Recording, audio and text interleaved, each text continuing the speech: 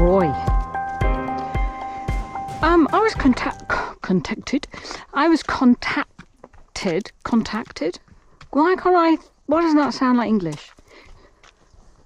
Somebody reached out to me the other day, wanting help with leading their horse.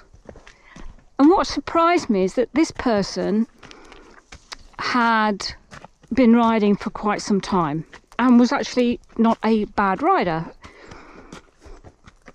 Yet they had an underlying doubt about when leading.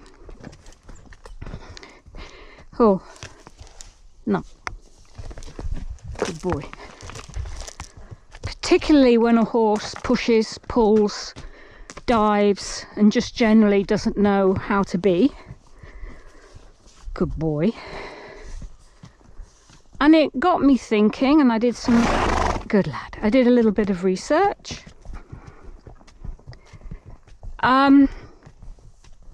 First of all, people are being pulled or are pulling their horses. It's very difficult for them to find this piece of being shoulder to shoulder and still lead and guide the direction without feeling like they are about to be run over or feeling out of control. And what I found was that fear is much deeper in those that don't know how to lead than those that do. Some grass here. Yes, you can have this grass. And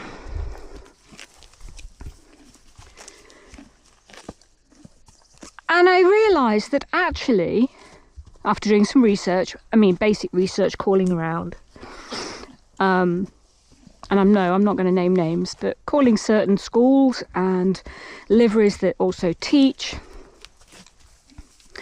that quite often when you get there, the horse is already prepared. So not only are you not learning how to be around a horse on the ground, you're not learning how to halter, you're not learning how to lead, you're not understanding that communication. You get on and your relationship, your dialogue begins while you're sat on their backs. And then when you get off, quite often it's the end of the lesson, you hand over the reins and either somebody else gets on or the facility takes the horse off you and deals with it. And that's exactly what, I'm using that language because that's exactly what the language I encountered when I inquired about having lessons. What's the deal? No, don't worry, the horse is already prepared for you. And then when you finish your lesson, we deal with it.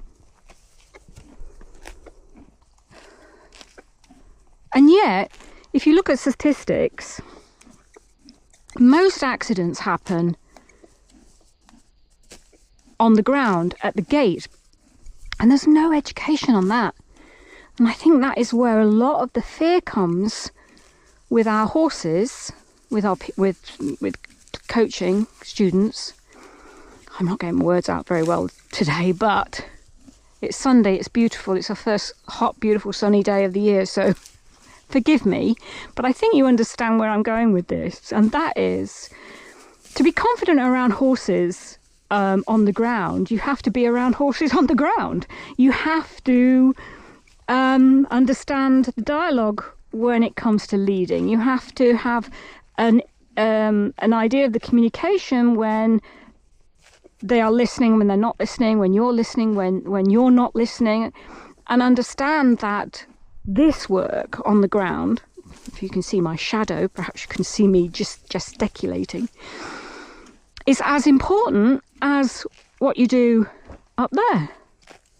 In fact, I always say whatever you do down here translates to who you are and what you do up there. So if something's missing down here, this is a whole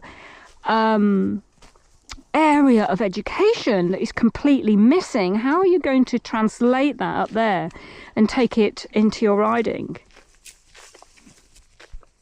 These are more thoughts than anything else, and I really wish that it became much more habitual that your education with horses, when you go to these yards for lessons, etc., actually starts with that very first communication.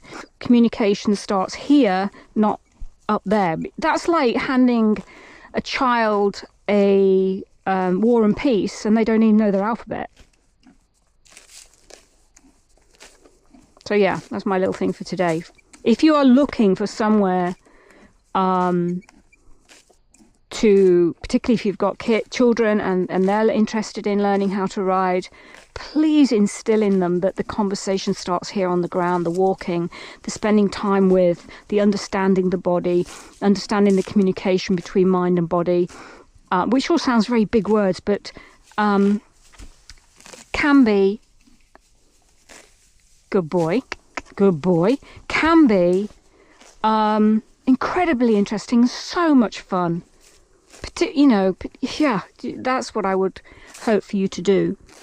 Not that there is now no going forward, like I say. I'm coaching 2 people at the moment.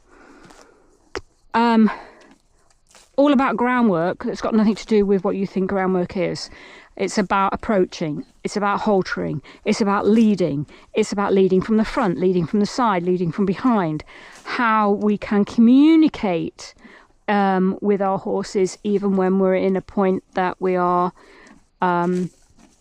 slightly out of position, because that's the other thing as well. When we get out of position, we try to force the situation instead of pausing. A breath. It's not like you stood there for 5 minutes. It's a breath, reposition, re-ask. Get the response, not the reaction from you being out of position. Okay, so I'm digressing here and mixing up lots of different aspects of potential holes in people's coaching. Biggest thing is, please find somewhere or contact me, an online service coach that can help you with leading. And that said, Charlie and I are now going off for our walk, and I will be leading. Take care. Bye for now. You ready? Good boy.